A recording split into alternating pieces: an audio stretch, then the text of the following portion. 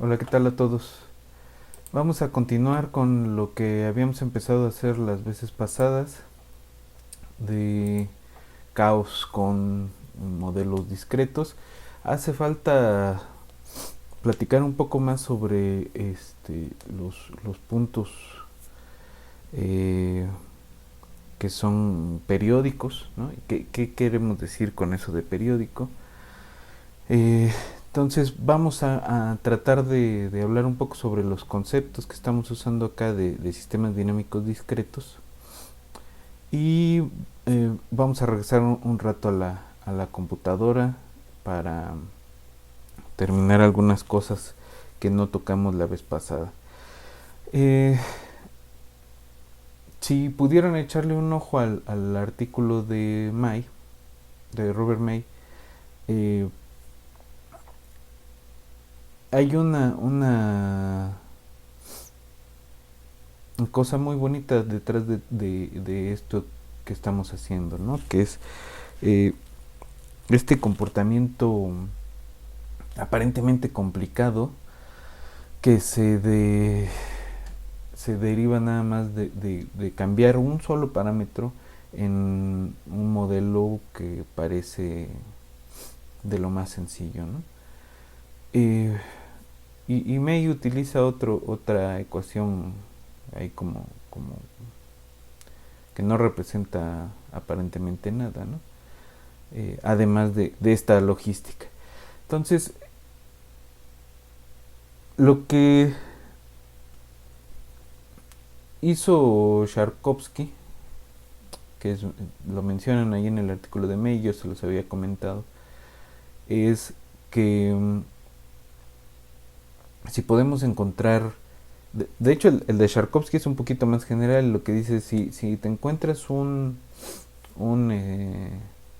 punto periódico de periodo impar, entonces vas a tener todos los periodos más grandes que eso. Y entonces Lee y York dijeron, bueno, si te encuentras uno de periodo 3 tienes los de periodo más grande. Eh, pero eso significa que hay un rango de parámetros que vas a tener un conjunto denso de puntos periódicos, que es un poco con lo que estuvimos jugando en la computadora el otro día. Decir, ¿se acuerdan lo que dibuja el diagrama de telaraña? Pues es la dinámica alrededor de los puntos fijos. Es decir, si esos puntos fijos atraen o repelen. Y se acuerdan, había unos momentos de los parámetros en donde se quedaba dando vueltas la solución en dos puntos periódicos alrededor del punto fijo de la solución original. Eso pasa porque se está pegando hacia los puntos fijos de la segunda iterada. Los puntos fijos de la segunda iterada entonces van a ser los puntos periódicos de periodo 2.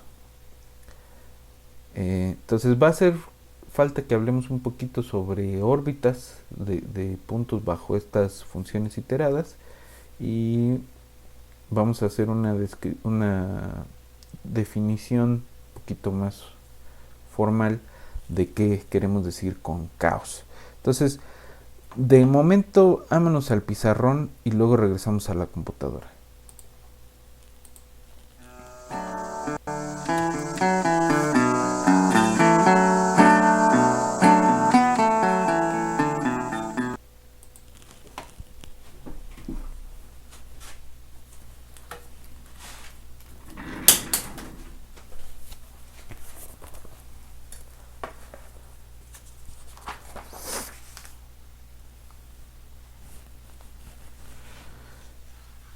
Entonces, cuando estemos hablando de este tipo de sistemas de ecuaciones en diferencias, eh, tenemos que considerar un par de cosas, ¿no? En general, pues vamos a estar tratando con funciones continuas. continuas. Las que definen, o sea, estamos hablando de sistemas de tipo x de t más 1, es igual a aplicar f en x en el anterior, y entonces si x en el tiempo 0, x en el tiempo 1 es aplicarle f al inicial, entonces x en t más 1 es f aplicada t más 1 veces a x0, ¿no? Este de aquí pues significa que vamos a iterar f, a componer f t más 1 veces, ¿no? Digo, eso no tiene ninguna dificultad, pero en general pues vamos a estar hablando que estas funciones pues son funciones entre espacios de cierto tipo que se llaman espacios topológicos.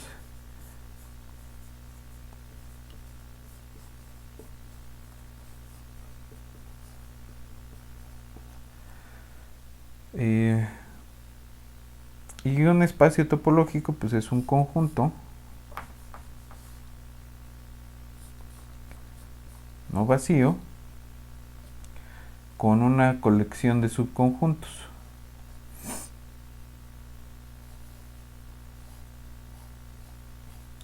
¿No? Tau va a ser una colección de subconjuntos de y que va a cumplir con las siguientes propiedades. La primera importante es que el total y el vacío pertenecen a la colección tau, que si yo me agarro dos elementos de tau, entonces la intersección de esos dos está en tau, y que si yo me agarro una colección posiblemente indizada de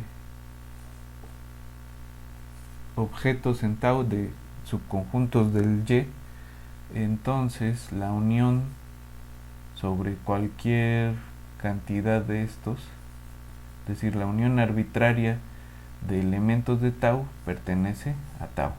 A los elementos de tau, tau es llamada una topología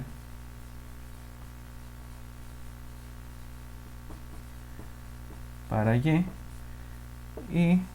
los elementos de tau son llamados abiertos bajo la topología tau, ¿no? ¿Por qué me interesa aquí? Porque entonces podemos generalizar una idea de continuidad, pensando en que una función en estos espacios topológicos es continua en un punto, ¿no? Si f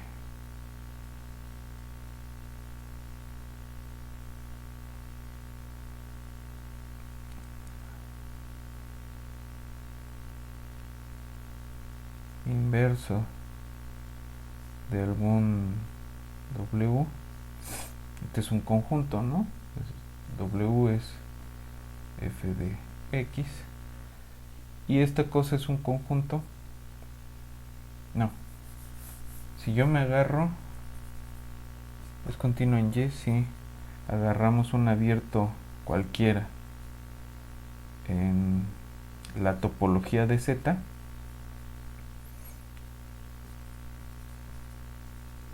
entonces la f inversa de a es un abierto en la topología que estemos agarrando de y, ¿no?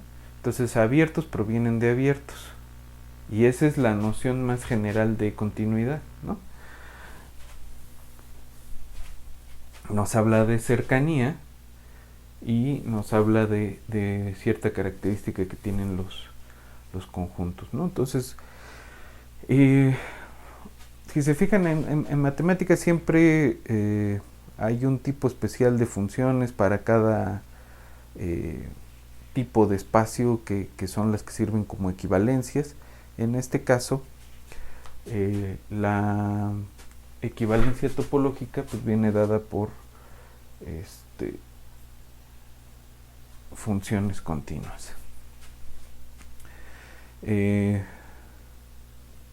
Ahora,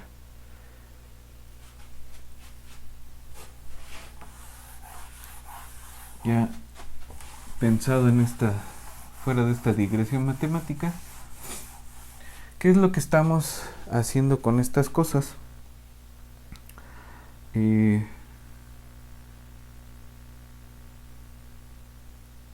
Pues estamos jugando a las sucesiones, ¿no? Porque este tiempo t pues va a estar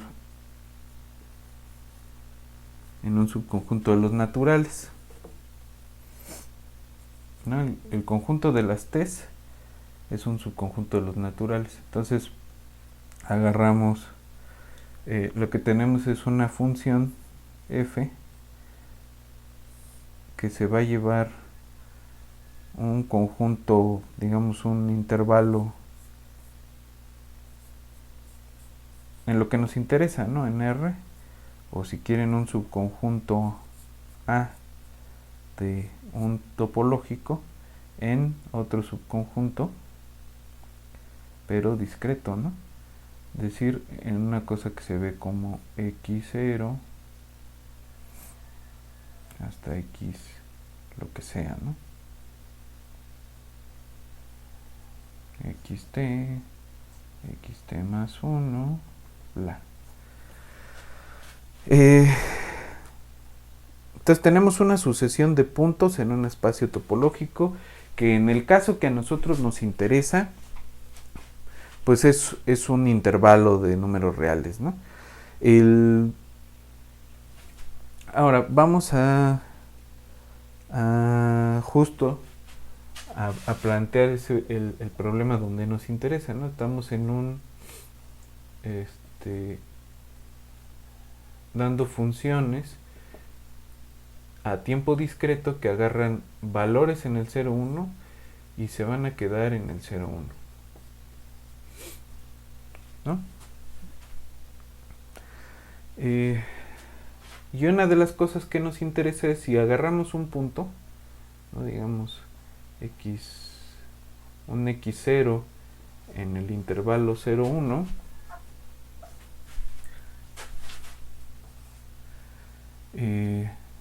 queremos saber cuál va a ser la historia futura de ese punto, ¿no?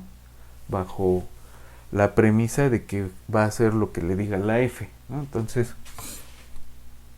eso define algo llamado la órbita de x0 bajo la función f.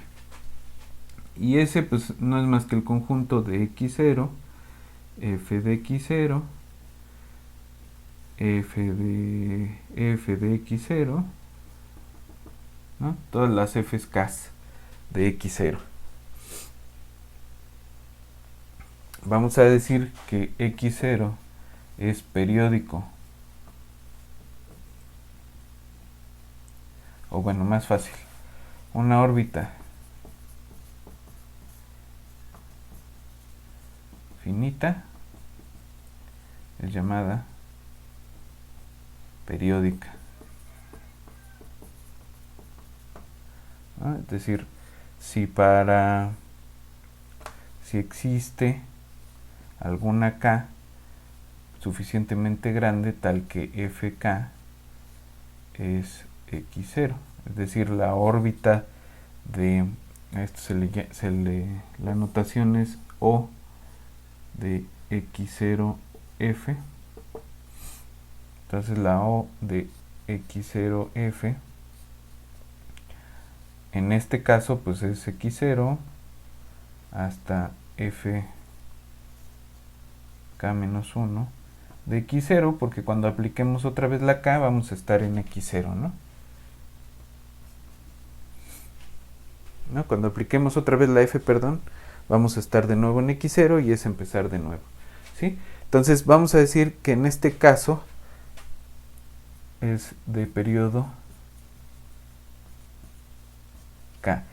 Y estamos pensando que esta k es la mínima, el mínimo número natural k que hace este truco, ¿sí? Entonces, no estamos viendo nada que no hayan visto en sus cursos de cálculo, ¿no? Nada más estamos metiendo esta idea de las órbitas, ¿no? Es decir, vamos persiguiendo la historia de este punto x0 bajo la función f, ¿no? ¿Qué lugares visita?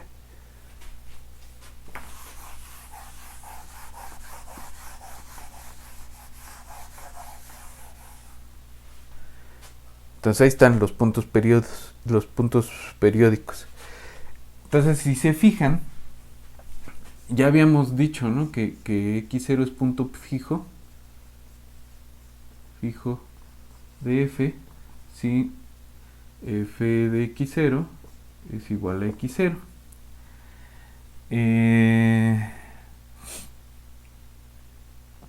Entonces, hasta ahorita tenemos tres tipos de órbitas. Las órbitas que no se cierran en ese sentido, es decir, que no regresan nunca a casa, se van y hacen un montón de cosas. Las órbitas periódicas que después de una cantidad finita de pasos regresan a su punto de origen, y los puntos fijos que se quedan parados, ¿no?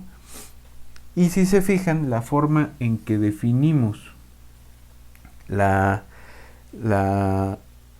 k-periodicidad, en el fondo es pedirle que x0 sea punto fijo no de la f, sino de la késima iterada de la f. Entonces, es una forma de caracterizar. Ahorita en la computadora vamos a ver qué pasa con esos puntos periódicos.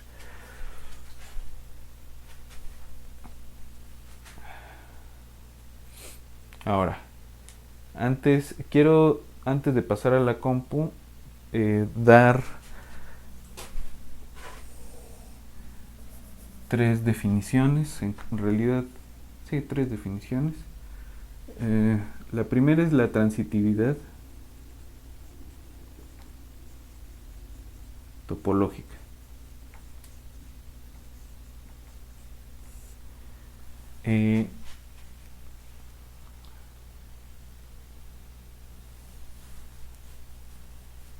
Entonces, en un espacio topológico, ¿no? F que va en un mismo espacio topológico, ¿no? Aquí X espacio topológico y F continua.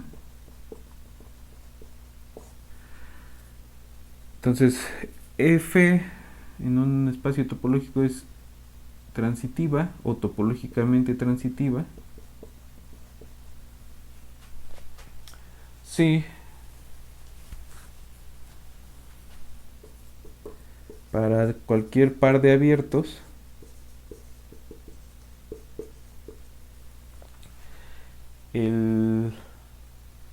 existe no vacíos, ¿no? No vacíos. Existe una n natural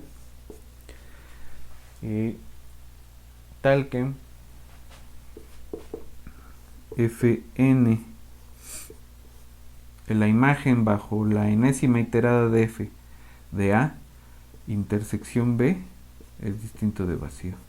Es decir, si yo tengo mi conjunto A y mi conjunto B, y yo me agarro cualquier punto aquí, eventualmente me voy a salir, ¿no? Entonces la F me va a transportar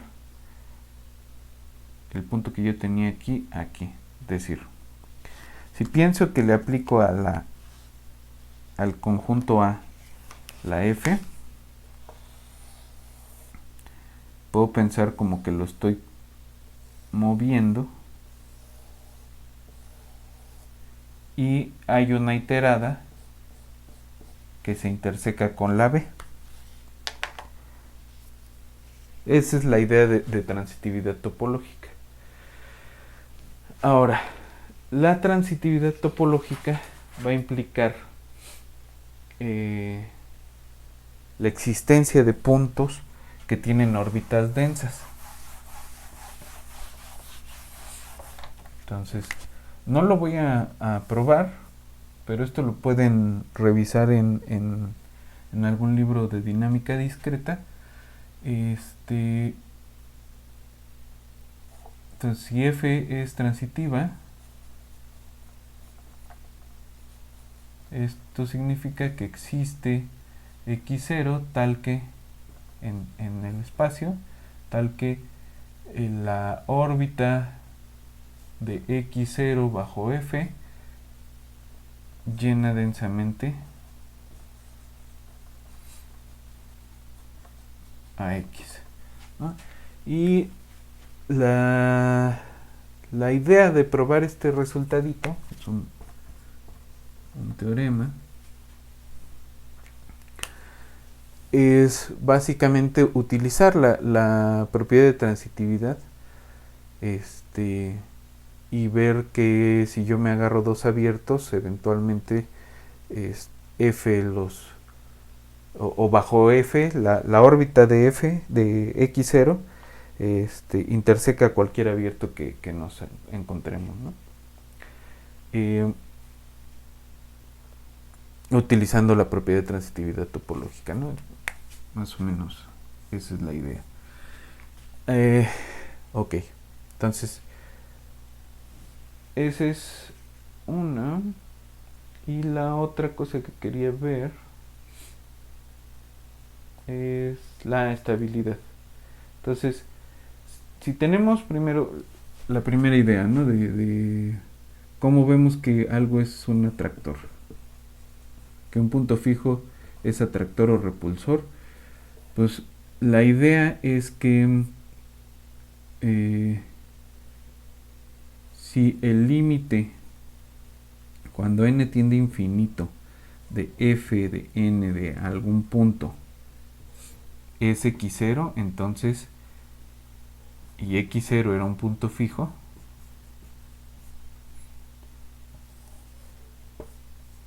y eventualmente todos los puntos se van hacia allá, entonces es un punto atractor.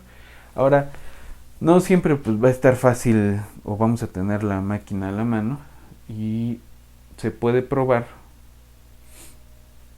que si la f' en x0 en valor absoluto es menor que 1, entonces x0 es atractor, y que si al contrario esta se pasa de 1, entonces x0 es repulsor. Podríamos hacer de una vez aquí, o sea, si nuestra f de x pues era r x por 1 menos x, la f' de x es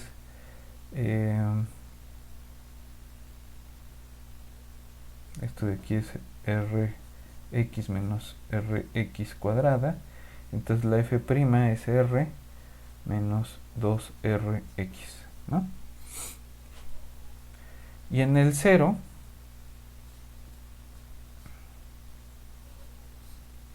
que era uno de los puntos fijos, esto es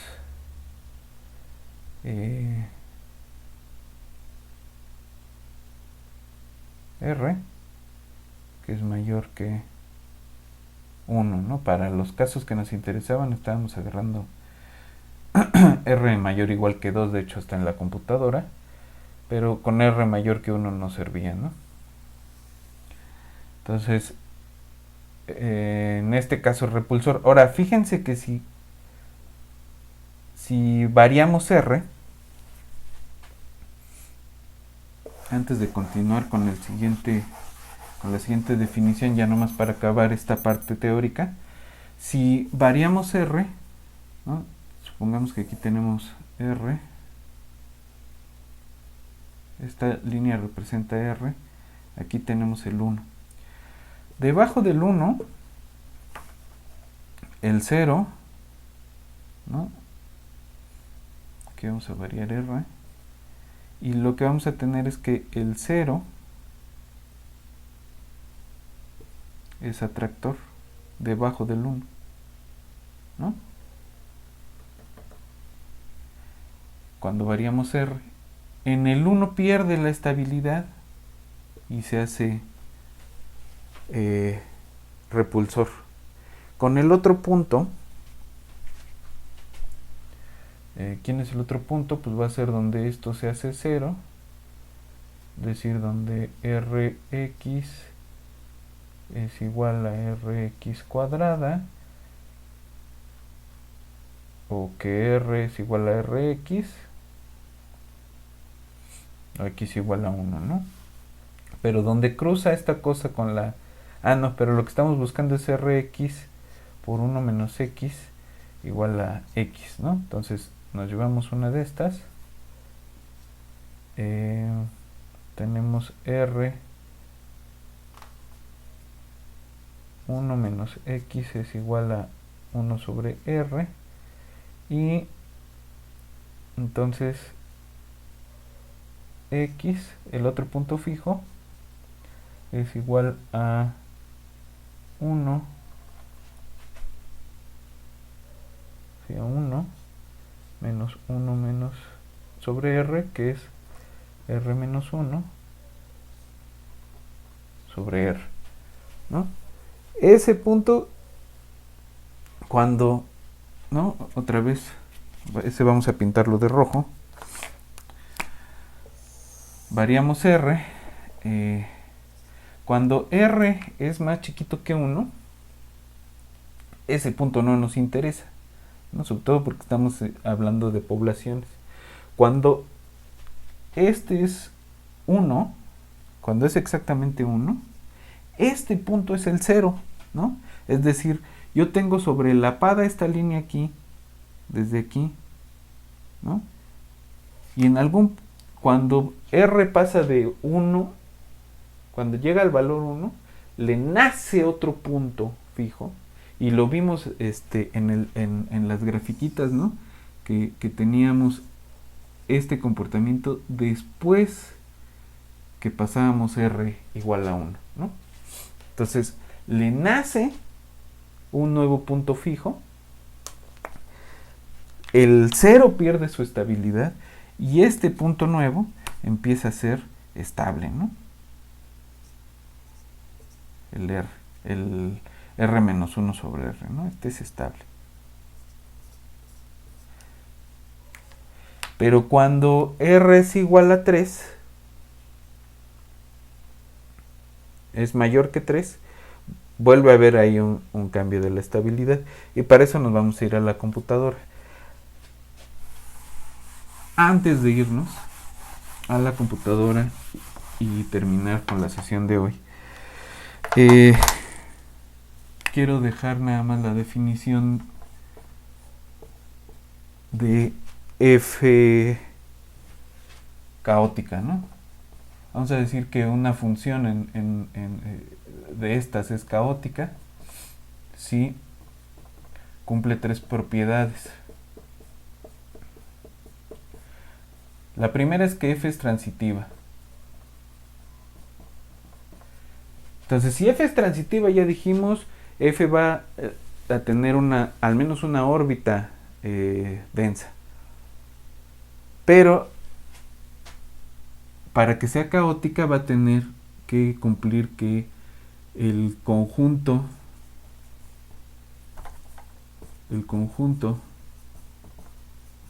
de puntos periódicos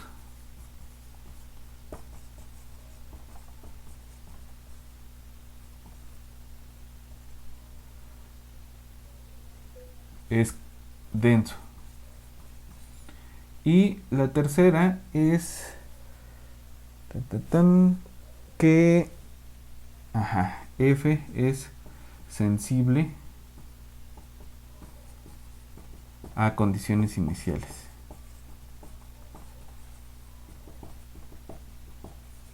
Es decir, que si variamos ligeramente el punto donde estamos iniciando, las órbitas van a diverger en el sentido de que la métrica que podamos tener entre uno y otro es grande, ¿no? Es decir, que existe un épsilon mayor que 0, tal que la distancia entre la enésima iterada, existe un n, tal que la enésima iterada ya está más separada que esa epsilon que nos agarremos, que cualquier epsilon que nos agarremos, ¿no? Entonces vamos a la computadora para terminar la sesión de hoy.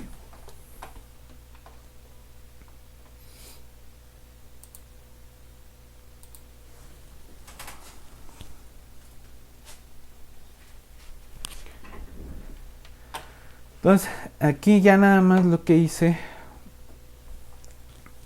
voy a hacer un poquito más grande. Allí voy a quitar mi imagen.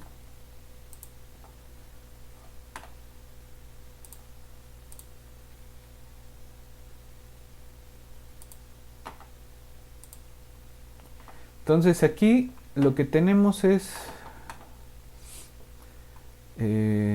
nada más importamos otra vez las dos bibliotecas que estamos usando, definimos una condición inicial.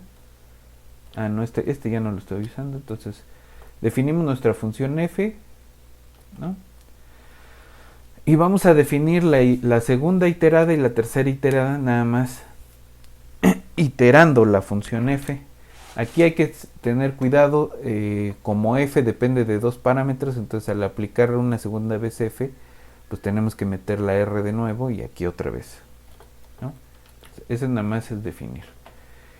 Y aquí nada más para visualización vamos a tener las gráficas de la f, de la segunda iterada de f y de la tercera iterada de f respecto a la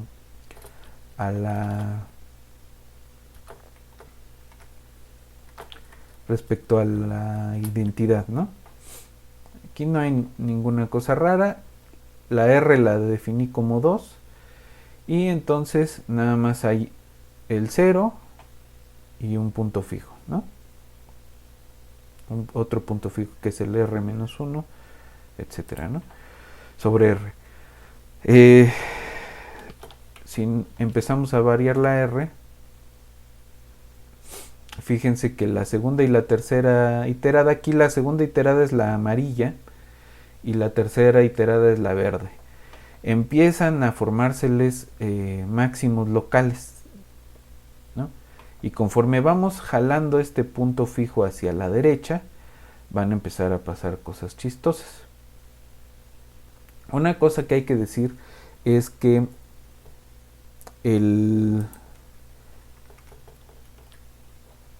este punto está siendo punto fijo para las tres, para la función y para las otras dos iteradas. Decir que es un punto periódico, ¿no?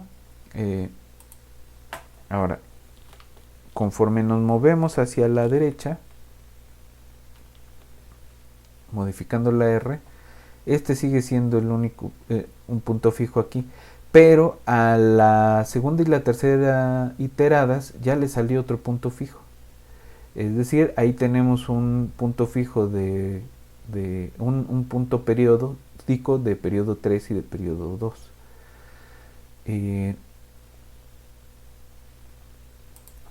Cuando pasamos a r igual a 3,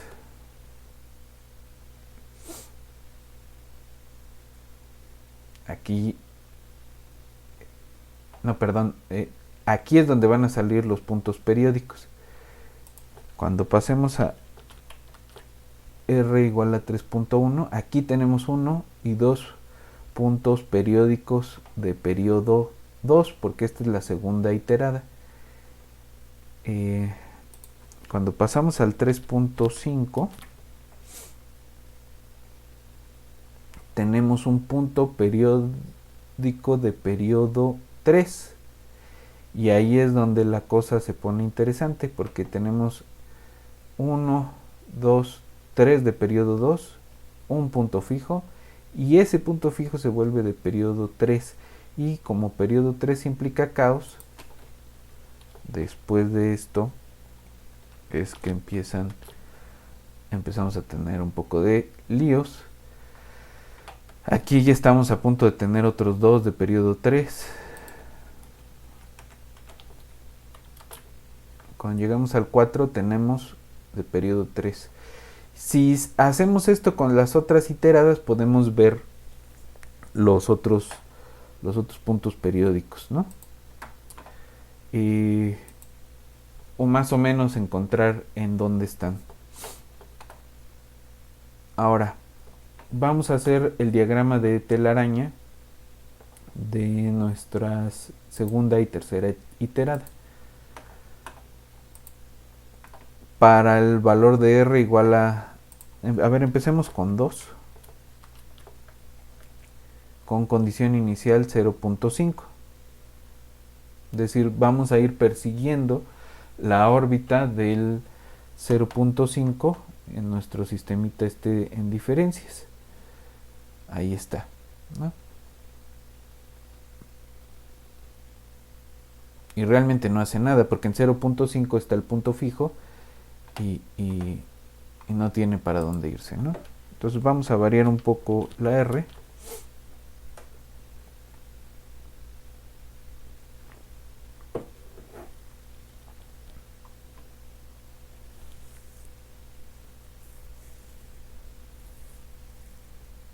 Ahora sí, empezamos en 0.5 y se va directamente al punto fijo, que sigue siendo punto fijo de la segunda iterada.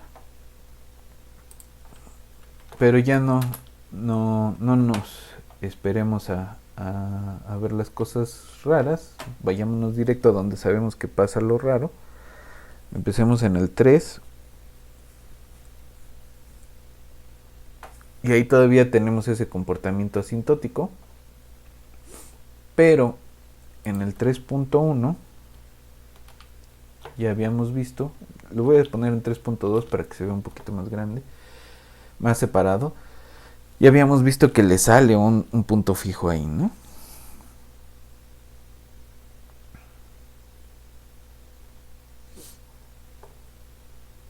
Se sigue quedando en este punto fijo. Ahora, si variamos esta condición a 0.7,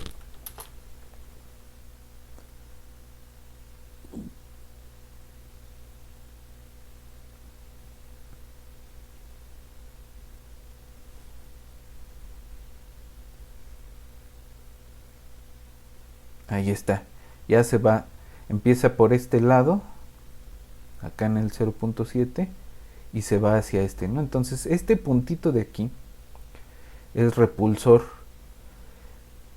Si empezamos por ahí del 6.9 se va a regresar hacia acá, pero allí se va a quedar atrapado. Vamos un poco más hacia el 3.5. Entonces en el 3.4 se va a ver un poquito mejor ese comportamiento, más porque se van a abrir los máximos, ¿no? Ahí está, ¿no? Entonces se está yendo hacia acá y se enrolla.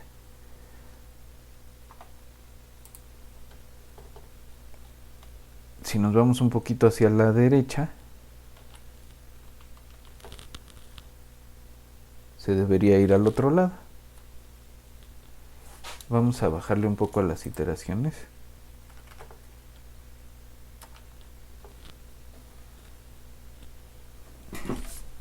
Ahí está. Y ahí está, se fue al otro punto. Entonces, este punto fijo es repulsor, este es atractor y este es atractor, ¿no? Entonces, de tener un único punto fijo nos salieron 3. Ese es el doblamiento de periodo que le llaman, ¿no? Entonces, en el 3.6 ya no está convergiendo directamente al punto, ¿no? Ya vieron que le da vueltas y vueltas y vueltas. En el 3.8 ya está teniendo un comportamiento un poquito más complicado, ¿no? Ya la órbita parte de aquí y se va a dar un paseo bien largo a darle la vuelta alrededor, pero no regresa cerca, le va a dar la vuelta al otro punto, ¿no? Es una órbita homoclínica. Y en el 4 tenemos esto. Ahora, fíjense que si ahora sí aumentamos las iteradas, ya para el 3.8,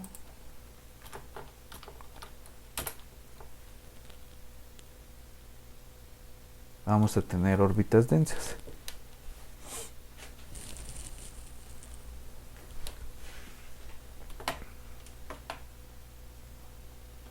Ahí está, ¿no? Llena densamente, no todo el plano, pero sí un pedazo de él, ¿no? Para la tercera iterada, que está aquí, pues de una vez vámonos al 3.54, desde la condición inicial 0.5, debí haberle bajado un poquito las iteraciones, ahora sí.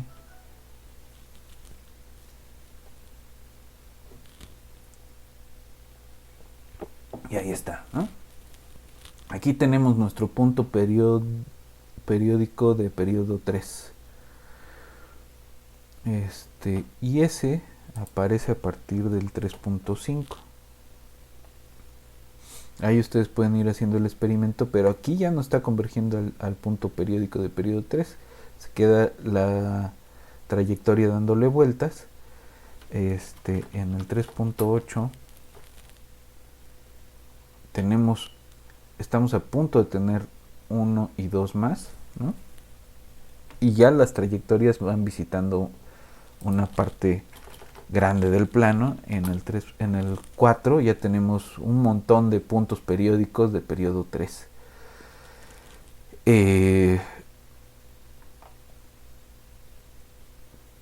Y si pedimos más iteraciones, aquí se ve cortito porque y fíjense que aquí se va directo al 0, ¿no?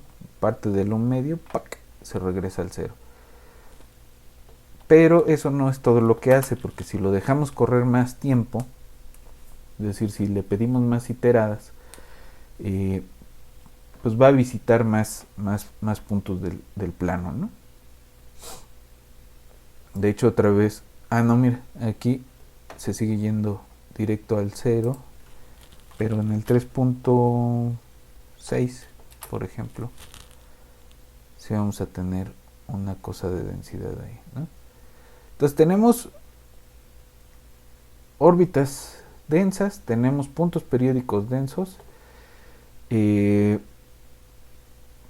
está, ¿no? Puntos periódicos densos, órbitas densas y transitividad topológica. Entonces es efectivamente un sistema caótico. Y con esto terminaríamos ya la discusión del logístico discreto. La siguiente sesión vamos a empezar a ver especies que interactúan. Vamos a ver el modelo clásico de Lotka-Volterra y todo lo que podamos hacer a partir de eso, con ecuaciones diferenciales primero, y luego nos vamos a meter ya a autómatas celulares. Entonces terminamos por hoy y nos vemos en la que sigue.